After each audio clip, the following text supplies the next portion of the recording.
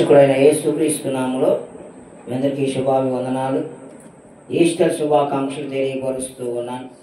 మంచిది పిల్లరా, ఈరోజు యావత్ ప్రపంచం అంతా కూడా జరుపుకునే పండగ.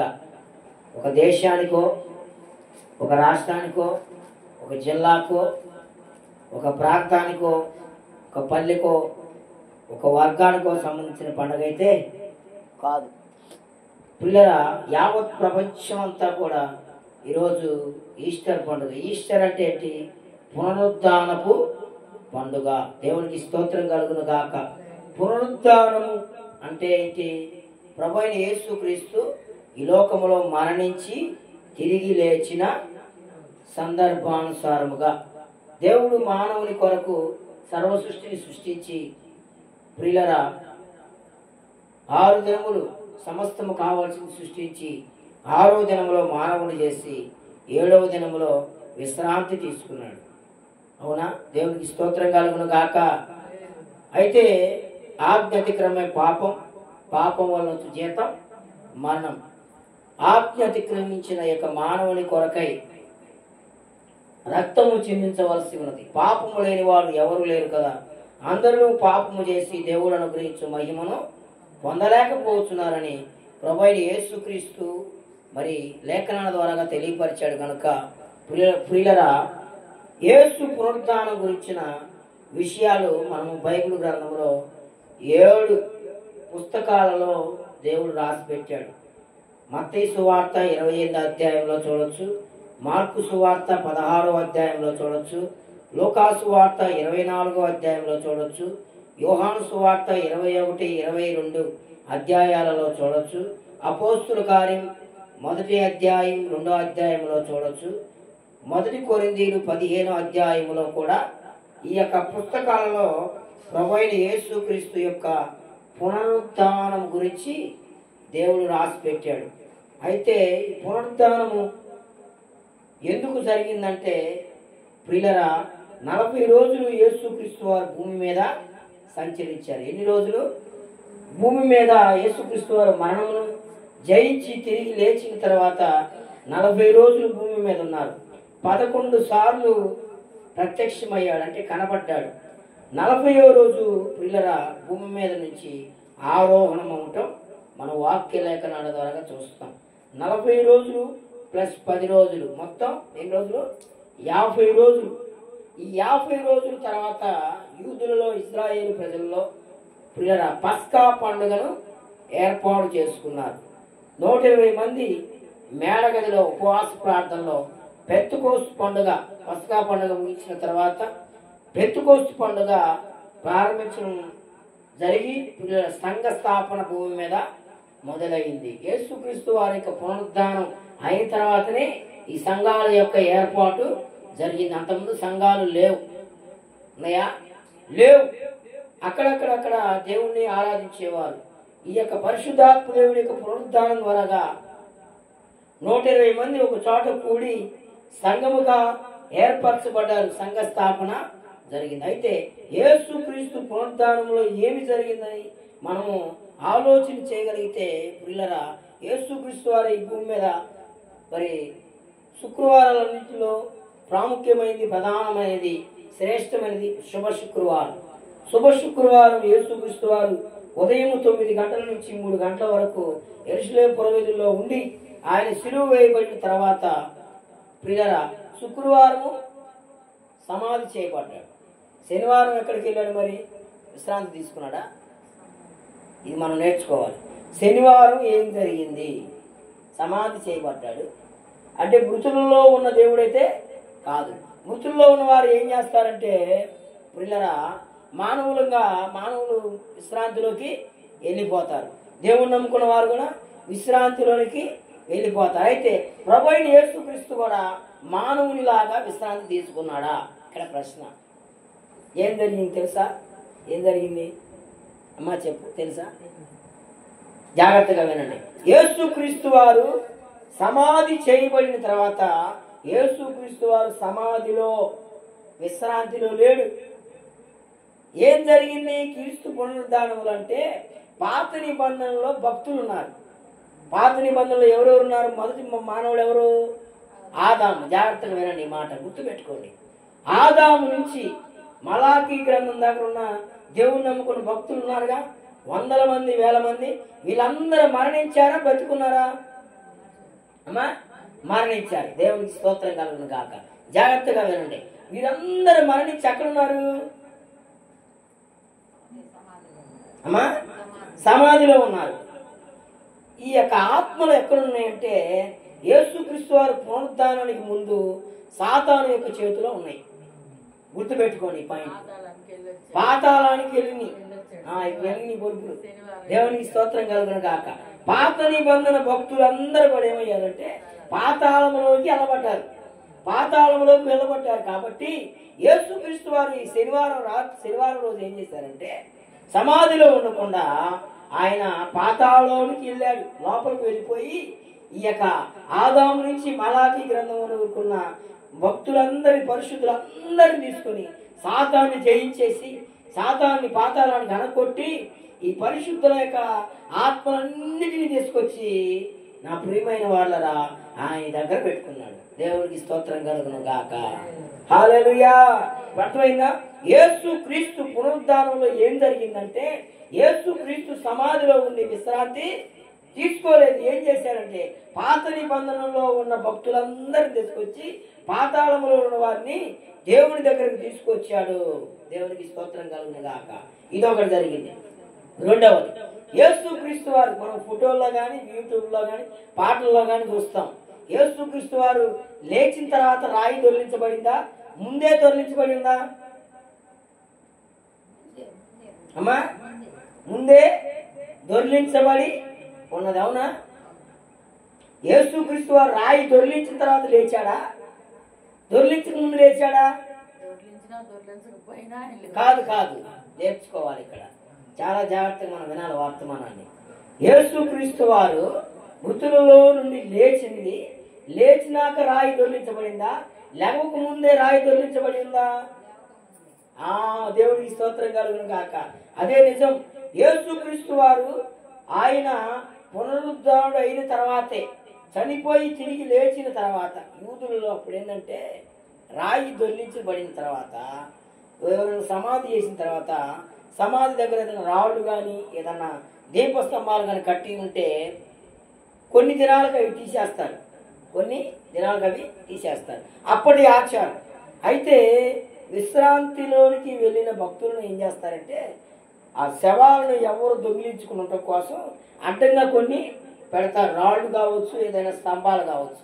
కొన్ని దినాలకు తీసేస్తారు. ఎందుకంటే అది ఎత్తికెళ్ళటానికి, దొంగతనం చేయడానికి వీలు పడదు కాబట్టి. అట్లాగనే యేసుక్రీస్తు వారి సమాధికి కూడా పెద్ద రాయి దొర్లించి పెద్ద బొండ తగిలించి ఆ బొండకి ఏం చేశారు? ముద్ర వేశారు. మళ్ళీ ఇద్దరు కాపలా వాళ్ళని కూడా పెట్టారు. అంటే వీరందరూ ఉండగానే లేచాడా, రాయి దొర్లించబడిన తర్వాత లేచాడా? దేవునికి స్తోత్రం కలుగును గాక. యేసు క్రీస్తు వారు అవన్నీ ఉండగానే ఆయన లేచాడు. హల్లెలూయా. లేచిన తర్వాత పిల్లరా అప్పుడు దేవదూత వచ్చి ఆ రాయిని దొర్లించి వేసింది. రాయిని దొర్లించక ముందే ప్రభువైన యేసు క్రీస్తు ఈ లోకములో నుంచి మృతులలో నుండి లేచాడు. హల్లెలూయా. చూడండి, యోహాను సువార్త 20వ అధ్యాయంలోకి వస్తే కొన్ని మాటలు మనం నేర్చుకుందాం. యోహాను సువార్త 20వ అధ్యాయం 8వ వచనం. అప్పుడు మొదట సమాధి ఎదుకు వచ్చిన ఆ శిష్యుడు లోపలికి పోయి చూచి నమ్మాను. ఏమని? ఆయన మృతులలో నుండి లేచుట అగత్యమని లేఖనము వారింకను గ్రహింపరైరి. అంతటా ఆ శిష్యులు తిరిగి తమ వారి ఎద్దుకు వెళ్ళిపోయి, అయితే మరియా సమాధి బయట నుంచి ఏడ్చుచు సమాధిలో వంగి చూడగా తెల్లని వస్త్రము ధరించిన ఇద్దరు దేవదూతలు యేసు దేహమును ఉంచబడిన స్థలంలో తలవైపున ఒకడును కాళ్ళ వైపున ఒకడు కూర్చునుగా కనబడిను.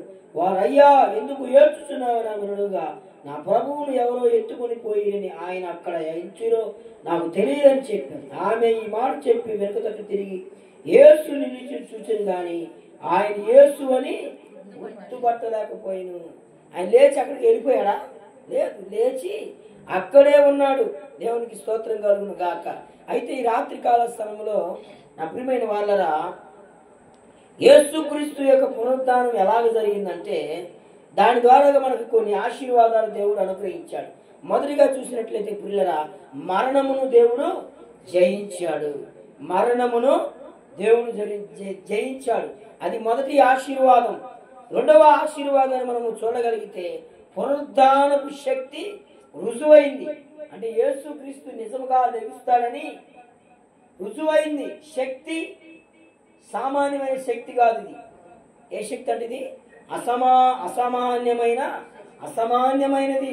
అసమానమైనది, అంటే బలమైన శక్తి. యేసయ్య శక్తి ఎలాంటి శక్తి అంటే పునరుద్ధానపు శక్తి. అంటే ఎంతో బలమైన శక్తి అని రుజువైందంట.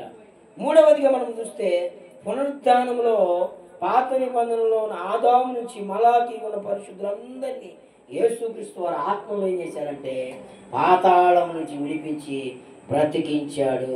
హల్లెలూయా. ఆత్మలను ఏం చేశాడు? అప్పుడు దాకా ఏమై ఉన్నాయి? పాతాళంలో ఉండటం అంటే చనిపోయింది, విశ్రాంతి లేదు. ప్రభువైన యేసుక్రీస్తు ఈ పునరుద్ధానంలో ఏం చేశారంటే పాతాళంలోనికి వెళ్ళి పాతాళంలో ఎవరున్నారు?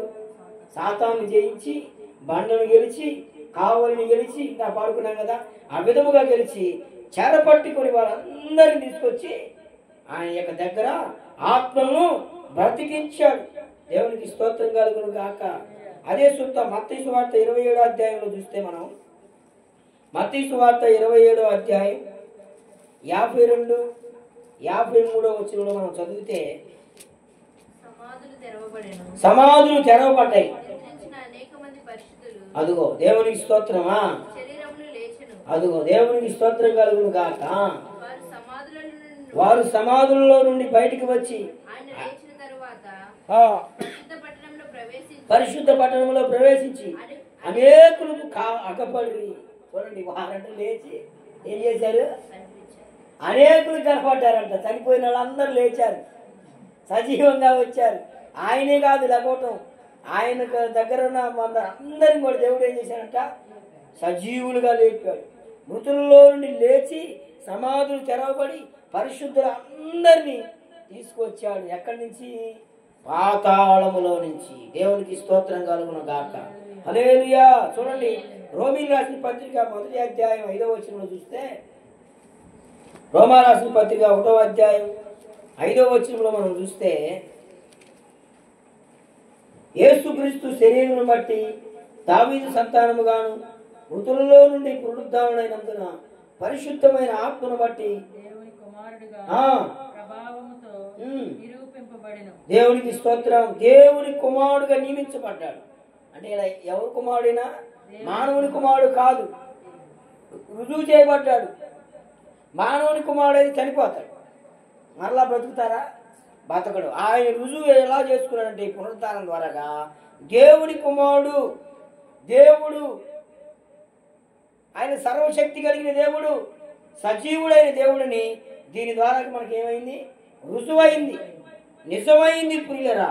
అందుకే తనకు తాను దేవుని కుమారుగా రుజువు చేసుకున్నాడు. మృతులలో నుండి లేపబడ్డాడు. ఈ లోకంలో ఎవ్వరు కూడా మానవుడి కొరకు ప్రాణం పెట్టిన వారు ఏ దేవుడు కూడా లేడు. మృతులలో ఉన్నారు. ఇప్పటికీ ప్రపంచంలో ప్రియులరా దేవుని యొక్క సమాధి తెరిచి ఖాళీగానే ఉన్నది. దేవునికి స్తోత్రం, హల్లెలూయా. చూడండి, 5వదిగా మనం చూస్తే 1 యోహాను 3:8లో చూస్తే, 1 యోహాను 3:8లో మనం చూస్తాం. చూడండి, 1 యోహాను 3వ అధ్యాయం 8వ వచనం, బైబిల్ లాస్ట్ 222వ పేజీ 3వ అధ్యాయం 8వ వచనం. అపవాది మొదటి నుండి పాపము చేయుచున్నాడు కనుక పాపము చేయువాడు అపవాది సంబంధి. అపవాది యొక్క క్రియలను లయపరచుటకే దేవుని కుమారుడు ప్రత్యక్షమాయను. దేవునికి స్తోత్రం. 5వదిగా మనం చూస్తే పిల్లరా సాతానుని జయించాడు. ఎవరిని జయించాడు? సాతానుని జయించాడు. అపవాది క్రియలు చేసే వాళ్ళందరూ ఏమవుతారు? ఒరే దెయ్యం పట్టింది నీకు అంటారు. అవునా? ఒరే ఏం ముట్టిందిరా నీ గుణం అంటారు. ఏం పాడుకునిరా, ఏం చెడకునిరా, ఏం అబద్ధాలు రా, ఏం చేస్తున్నావురా, ఎలా దుర్మార్గంగా ఉన్నాం, ఎంత అన్యాయంగా ఉన్నామని ఎందుకంటాం అంటే వాడు ఏ సంబంధి? అపవాది సంబంధి, సాతాను సంబంధి, దయ్యపు సంబంధి అంటాడు. అందుకే పిల్లరా, సాతాను యొక్క క్రియలను లయపరచుటకే, జయించడానికే యేసుక్రీస్తు వారి లోకానికి రక్షకుడుగాను ప్రత్యక్షపరచబడ్డాడు, కుమారుడుగా ప్రత్యక్షపరచబడ్డాడు. హల్లెలూయా. చూడండి పిల్లరా, ఆరో వచనం మనం మాట చూసినట్లయితే మొదటి కొరింథీయులకు రాసిన పత్రిక 15వ అధ్యాయం 3-4 వచనం మనం చదివి సహాయం చేయగలిగితే, మొదటి కొరింథీయులు 15:3-4, 157 పేజీ, బైబిల్ లాస్ట్ నుంచి 156 పేజీ, 15వ అధ్యాయం 3-4 వచనాలు. నాకు ఇయ్యబడిన ఉపదేశమును అదేమనగా లేఖనముల ప్రకారం క్రీస్తు మన పాపముల నిమిత్తము మృతి పొందెను, సమాధి చేయబడెను, లేఖనముల ప్రకారము 3వ దినమున లేపబడెను. దేవునికి స్తోత్రం. ఎలాగ జరిగింది ఇది? లేఖనముల ప్రకారము అంటే ప్రతిది కూడా వాక్యము ఉన్నది, ఇది మనిషి రాసింది కాదు. చెప్పకుండా ఏది చేయలేదు. ఆయన పుట్టడం వాక్యం ఉందా లేదా? పుడతాడని ముందు పాత నిబంధన కాలంలో ప్రవక్తలు రాశారా రాయలేదా? పుడతాడని యెషయా ప్రవచన గ్రంథంలో చూస్తాం, జకర్యాలో చూస్తాం. పిల్లరా, తర్వాత ఆయన అద్భుత ఆశ్చర్య కార్యాలు జరిగిస్తాడని వాక్య లేఖనాలు ఉన్నాయా లేవా? ఉన్నాయి. అలాగనే పిల్లరా, ఆయన మానవుని కొరకు శ్రమలు పొందుతాడని, ఊరేగించబడతాడని, గాడిద ఎక్కుతాడని, ఆయన ఇదిగో శ్రమలు పొందుతాడని, గాయపరచబడతాడని, ఆయన ఇదిగో స్వరూపము లేనివాడిగా ఉంటాడని యెషయా 53లో మనం చదువుతాం కదా. ఆయన లేఖనముల ప్రకారం సమాధి చేయబడతాడని మనం లేఖనముల ద్వారా విన్నాం కదా.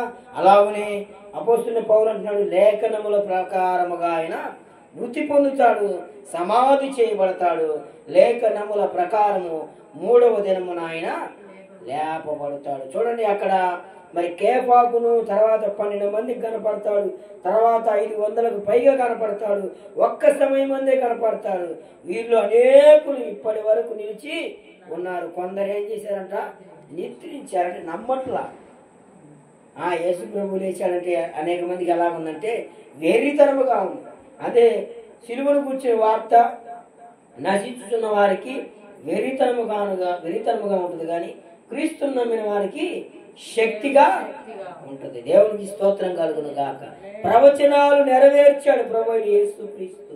అలాగే నా ప్రియమైన వాళ్ళరా, దేవుడు ఈ పునరుద్ధానం ద్వారాగా నూతన స్థలాన్ని, పరదేశిని ఏర్పాటు చేశాడు. అంతకుముందు పరదేశి లేదా అయ్యారంటే లేదు. పరలోక పట్టణం ఉందా? అంతకుముందు అమ్మా ఉన్నది. పరలోక పట్టణం దేవుడు ఉంది అక్కడ, పరలోక పట్టణం. కానీ ఆత్మలను ఏర్పాటు చేయడానికి, స్థలమును సిద్ధపడటానికి పరదేశం అయితే ఈ పునరుద్ధానం ద్వారానే ప్రారంభించబడింది. అలాగనే నా ప్రియమైన వాళ్ళరా, భూలోకంలో కూడా సంఘాలు ఏర్పరచబడ్డాయి పునరుద్ధానం ద్వారా. అంతకుముందు సంఘాలు లేవు, అంతకుముందు పరిచర్యలు లేవు, సంఘాలు లేవు, చర్చిలు కూడా లేవు అంతకుముందు. ఈ పునరుద్ధానం ద్వారా ప్రభు యేసుక్రీస్తు ఏం చేశాడంటే, నా ప్రియమైన వాళ్ళరా, భూలోకంలో సంఘ స్థాపన మొదలుపెట్టాడు. చివరిగా ఆఖరిగా యేసుక్రీస్తు వారు ఈ పునరుద్ధానం ద్వారా మనకు కలుగు చేసిన ప్రయోజనం ఏంటంటే, పరిశుద్ధాత్మ దేవుని లోకానికి పంపించాడు. ఆది ఎందు వాక్యము ఉండెను, వాక్యము దేవుని యొద్ద ఉండెను, వాక్యము దేవుడైన, ఆ వాక్యము శరీరధారి అయి మన మధ్య సంచరిస్తూ ఉంది. ఆయన ఎవరంటే ప్రభు అయిన యేసుక్రీస్తు, పరిశుద్ధాత్మ దేవుడు. ఎనగ నా నామం పేట 2-3 ఎక్కడ కూడి స్తుతించెదరో వారి మధ్యన ఎవరుంటారో? ప్రభు అయిన యేసుక్రీస్తు. కనుక పిల్లరా, పునరుద్ధానం ద్వారా మనకు కలిగిన మేలులు మనము చూసినట్లయితే పిల్లరా, ఆయన మన పునరుద్ధానం ద్వారా రోమా ప్రభుత్వాన్ని జయించాడు. పునరుద్ధానం ద్వారా కలవరాలు, భయాలు కొట్టివేశాడు, ఆదరణ కలుగు చేశాడు, శత్రువులను జయించడానికి శక్తిని అనుగ్రహించాడు, భయములో ఉన్న వారికి సమాధానాన్ని ఇచ్చాడు, తను ప్రేమించు వారిని ఆయన బలపరుచుకుంటూ వచ్చాడు. చివరిగా ఆఖరి ఒక మాట చదువుకొని ముగించుకుందాం. రోమీలు రాసిన పత్రికలో మనం ఒకసారి చూద్దాం. రోమా రాసిన పత్రిక 10వ అధ్యాయం 10వ అధ్యాయం 8, 9 వచనం చదువుకొని వాక్య భాగాన్ని ముగించుకుందాం, ప్రార్థన చేసుకుందాం. 140వ పేజీ, బైబిల్ లాస్ట్ నుంచి 140వ పేజీ. యేసు ప్రభు అని నీ నోటితో ఒప్పుకొని దేవుడు మృతుల్లో నుండి ఆయనను లేపెనని నీ హృదయమందు విశ్వసించిన యెడల నీవు రక్షింపబడుదువు. ఏలయనగా నీతి కలుగునట్లు మనుష్యుడు హృదయములో విశ్వసించును, రక్షణ కలుగునట్లు నోటితో ఒప్పుకొనును. దేవునికి స్తోత్రం కలుగును గాక. ఏలయనగా నీతి కలుగునట్లు యేసు ప్రభువుని నోటితో ఒప్పుకోవాలి. ఏమని ఒప్పుకోవాలి? మృతులలో నుండి యేసుక్రీస్తు లేచాడు అని నోటితో ఒప్పుకోవాలి. హృదయములో కూడా విశ్వసించాలి. అప్పుడే నీవు రక్షింపబడతావు. బాప్తిసం ఇచ్చేటప్పుడు దైవజనులు ఏం చెబుతారు? యేసు ప్రభు నా కొరకు పుట్టాడు, యేసు ప్రభు నా కొరకు మరణించాడు, యేసు ప్రభు నా కొరకు తిరిగి లేచాడు, యేసు ప్రభు నా కొరకు తిరిగి రాబోతున్నాడు, యేసు ప్రభు నా కొరకు ఆయన మరలా రాబోతున్నాడని తీసుకువెళ్తాడని ఒక నిరీక్షణ, విశ్వాసం హృదయంలో నోటితో ఒప్పుకున్నప్పుడే పరలోక రాజ్యంలోనికి ఎత్తబడతారు. ఎవరికి వారు నేను పరలోకం వెళ్తా అంటే కాదు. ఎవడైనా నా యందు విశ్వాసం ఉంచిన యెడల వాడు తీర్పులోనికి రాక మరణములో నుండి జీవములోనికి దాటి ఉన్నాడని వాక్యము తెలియపరుస్తూ ఉంది. కనుక యేసుక్రీస్తు పునరుద్ధాన ఆరాధన ఎందుకు జరిగిందంటే అనేకమైన భయాల నుంచి, కలవరాల నుంచి, భయంకరమైన పాపము నుంచి, రెండవ మరణము, ఆత్మకు మరణం ఉండకుండా ప్రభు అయిన యేసుక్రీస్తు నిత్య జీవం ఇవ్వటానికి ఈ లోకానికి ఆయన రక్షకుడిగా వచ్చి లేఖనముల ప్రకారం చనిపోయాడు. లేఖనముల ప్రకారం 3వ దినమున లేపబడ్డాడు, లేచాడు. ఆయన సజీవుడైన దేవుడు. కనుక నా ప్రియమైన వాళ్ళరా, మనం ఆరాధిస్తున్న దేవుడు మృతులలో ఉండిన దేవుడు కాదు. మృతులను గెలిచి, సమాధిని గెలిచి, సాతాన్ని గెలిచి, మరణాన్ని గెలిచి, పాపమును గెలిచి సజీవుడైన సర్వశక్తి కలిగిన యేసు, ఆయనే ప్రభు అయిన యేసుక్రీస్తు. దేవుడి మాటలు దీవించి ఆశీర్వదించును గాక. ఆమేన్. ప్రార్థన చేసుకుందాం.